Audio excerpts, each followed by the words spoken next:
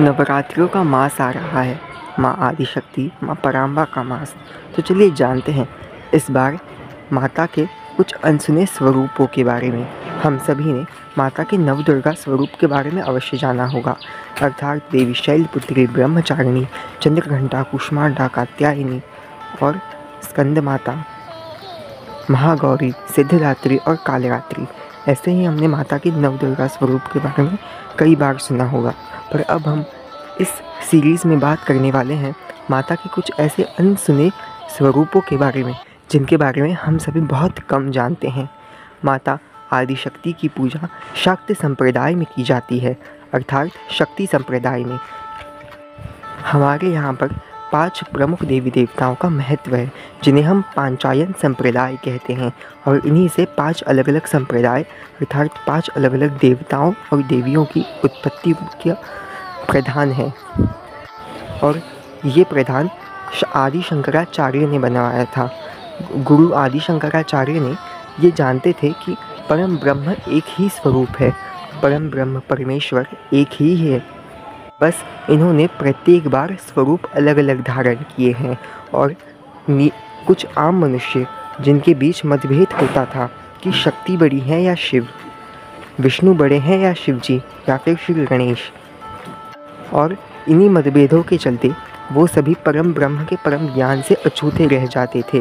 और इसीलिए आदि शंकराचार्य ने पंचायन संप्रदाय बनाया, जिसके अनुसार इन 5 देवताओं की पूजा होनी चाहिए।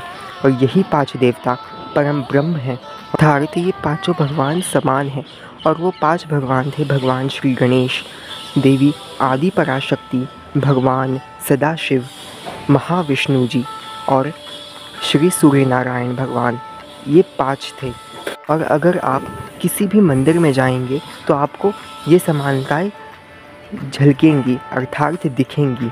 इन 5 संप्रदायों के 5 देवी देवताओं का मंदिर एक साथ होता है, जैसे कि शिव जी के मंदिर में माता आदि पराशक्ति की मूर्ति उनके समक्ष होना, शुरुआत में श्री गणेश की मूर्ति होना और भगवान विष्णु की मूर्ति होना, अर्थात भगवान विष्णु के कूर्मावतार का होना, और सूर्य नारायण भगवान की पूजा देवी महालक्ष्मी के कोल्हापुर के मंदिर में भी होना। ये इन्हीं पंचायन संप्रदाय का हमें प्रतिनिधित्व करते दिखाई देते हैं। वास्तविकता में इन सभी में कोई भेद नहीं है, ये सभी परम ब्रह्म परमेश्वर के एक स्वरूप हैं। पर अब हम बात करेंगे माता शक्ति संप्रदाय के बारे में। माता के शक्ति संप्रदाय को माता को परमेश्वरी अर्थात पराशक्ति के रूप में देखा जाता है, अर्थात वही परम ब्रह्म है और उनसे बड़ी कोई शक्ति नहीं है। वही जगत का मूल है और वही जगत का मूलाधार। उन्हीं से समग्र सृष्टि, समग्र ब्रह्मांड की और परमेश्वरों की उत्पत्ति हुई है। वही आदि पराशक्ति है जिनसे सभी देवी देवता उत्पन्न होते हैं। और इन्हीं आदि पराशक्ति के इस स्वरूप का पूजन हमें नवदुर्गाओं में भी देखने को मिलता है, जहाँ पर हम बात करते हैं देवी कुष्मांडा के बारे में। देवी कुष्मांडा जिनसे 3 महादेवियाँ सरस्वती, महालक्ष्मी और काली, इन तीनों देवियों की उत्पत्ति के हमें बारे में पता चलता है। और इन्हीं तीनों देवियों से बाद में ब्रह्मा, विष्णु, महेश और सरस्वती, पार्वती और लक्ष्मी के उत्पत्ति के बारे में हमें पता चलता है। देवी कुष्मांडा की कहानी हमने एक स्पेशल वीडियो में बताई है और इस वीडियो की लिंक हम डिस्क्रिप्शन बॉक्स में डाल देंगे। और ये वीडियो ख़त्म हो जाने के बाद आप उस वीडियो के ऊपर ज़रूर जाकर देवी कुष्मांडा की कहानी को भी सुनिएगा। पर अब हम बात करते हैं देवी आदि पराशक्ति के शाक्त संप्रदाय के बारे में। शाक्त संप्रदाय में देवी आदि पराशक्ति को ही परम ब्रह्म परमेश्वरी माना जाता है और इन्हीं के 2 स्वरूप बताए गए हैं, अर्थात देवी आदि पराशक्ति अपने सर्वोच्च 2 स्वरूपों में इस ब्रह्मांड में होती हैं। और यहीं से 2 कुलों की भी जन्म की कथा आती है, अर्थात शक्ति संप्रदाय में 2 कुल हैं, एक है काली कुल और दूसरा है श्री कुल। काली कुल में हम देवी महाकाली अर्थात देवी आदि पराशक्ति को महाकाली के स्वरूप में देखते हैं, जिसमें देवी आदि पराशक्ति के 10 महाविद्या स्वरूप की पूजा की जाती है और इनके यही 10 महाविद्या स्वरूप ही परम हैं और इनके परम अवतार हैं। और इसके बाद आता है श्री कुल। अर्थात देवी श्री विद्या का कुल, अर्थात देवी ललिता महात्रिपुर सुंदरी का कुल, जिसमें हम बात करते हैं देवी आदि पराशक्ति माँ ललिता त्रिपुर सुंदरी की। यहाँ पर देवी आदि पराशक्ति मोक्ष के साथ संपन्नता की भी बात करती हैं। और इसी श्री कुल में देवी आदि पराशक्ति के श्री यंत्र के बारे में हमें पता चलता है।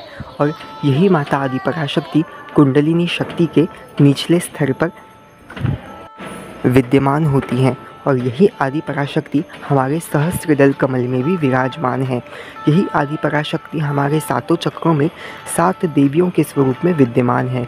और यही परमा अर्थात पराम्बा श्री माता हमारे अंदर चेतना शक्ति के रूप में विद्यमान होती है। यही देवी पराम्बा श्री माता ललिता त्रिपुर सुंदरी और इन्हीं श्री माता माता ललिता त्रिपुर सुंदरी को पूर्ण करते हैं उनके स्वरूप, अर्थात सुंदरेश्वर, अर्थात त्रिपुर सुंदर महादेव, जिन्हें हम महाशिव भी कहते हैं। शिव और शक्ति एक दूसरे से पूर्ण होते हैं और शिव का अस्तित्व शक्ति के बिना नहीं और शक्ति का अस्तित्व शिव जी के बिना नहीं। और इसीलिए भगवान शिव के प्रत्येक अवतार में, प्रत्येक स्वरूप में देवी आदि पराशक्ति उनके साथ अवतार लेती हैं। और भगवान आदि पराशक्ति के देवी आदि पराशक्ति के स्वरूप में भगवान महाशिव हर बार उनके लिए अवतार लेते हैं। जैसे कि माता ललिता त्रिपुर सुंदरी को पूर्ण करते हैं उनके महाशिव, और इसी तरीके से भगवान शिव को पूर्ण करती हैं देवी पार्वती, और इसी तरीके से भगवान खंडोबा को पूर्ण करती हैं उनकी महाईसा, और ऐसे ही भगवान नारायण को पूर्ण करती है उनकी देवी लक्ष्मी अर्थात देवी कमला। भगवान शिव और देवी शक्ति और ये संपूर्ण ब्रह्मांड के ऊपर एक जुड़ा एक टॉपिक है जिसके ऊपर हम जल्द ही वीडियो बनाएंगे इसी सीरीज़ के भीतर। इस सीरीज़ के टोटल 3 एपिसोड्स होंगे, जिसमें से आज हम पहला एपिसोड अपलोड कर रहे हैं, जिसके बाद हम दूसरा एपिसोड और बाद में तीसरे एपिसोड को अपलोड करेंगे। सारी परम विद्याओं में, परम ज्ञान में और परम सिद्धियों के बीच एक महासिद्धि की बात आती है, एक परम ज्ञान की बात आती है, तो नाम आता है श्री विद्या के बारे में, अर्थात श्री माता की माँ ललिता त्रिपुर सुंदरी की महाविद्या के बारे में, जिसका ज्ञान माता ललिता त्रिपुर सुंदरी से सर्वप्रथम ऋषियों और नंदी जी को दिया गया था। और नंदी जी के द्वारा ये ज्ञान मनुष्यों तक पहुँचा। माता की पूजा विधि में उनके सहस्त्र नाम स्तोत्र का भी अत्यंत महत्व है, क्योंकि हमारे हिंदू सनातन धर्म में मंत्रों और हमारे धर्म में यंत्र की अत्यंत महत्वता है। माता आदि पराशक्ति अर्थात माता श्री माता के महायंत्र अर्थात श्री यंत्र के बारे में तो हम सभी जानते हैं कि श्री माता ललिता उसके अंदर विद्यमान होती है। पर इसके अलावा जहाँ पर भगवान के यंत्र अर्थात भगवान प्रत्यक्ष स्वरूप में नहीं होते, वहाँ पर भगवान ध्वनि अर्थात देवी सरस्वती के मंत्रों के द्वारा पहुँचते हैं। अर्थात मंत्र अर्थात चाहे कोई भी मंत्र हो, बीज मंत्र हो, साधा मंत्र हो या फिर कोई स्तोत्र हो, इस स्वरूप में भगवान स्वयं उस स्तुति के बीच विद्यमान होते हैं।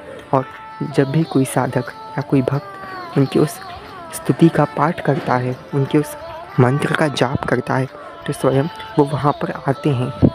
और हर भक्त को ये विश्वास अपने भगवान के ऊपर दिखाना चाहिए कि उसके भगवान उसके साथ हैं और वो उसके साथ कभी कुछ गलत नहीं होने देंगे। आज के वीडियो में हमने श्री विद्या माता आदि पराशक्ति के 2 कुल, काली कुल और श्री कुल, इसके बाद देवी आदि पराशक्ति के महास्वरूप और पंचायन संप्रदाय के बारे में जाना। आने वाले वीडियोस में हम ऐसे ही कई अलग अलग टॉपिक्स को कवर करेंगे। सो गाइस, आज के वीडियो के लिए बस इतना ही। मिलूँगा एक नए वीडियो में एक नए टॉपिक के साथ। तब तक के लिए गणपति बप्पा मोरया। जय माँ आदि पराशक्ति। ओम श्री मात्रे नमः।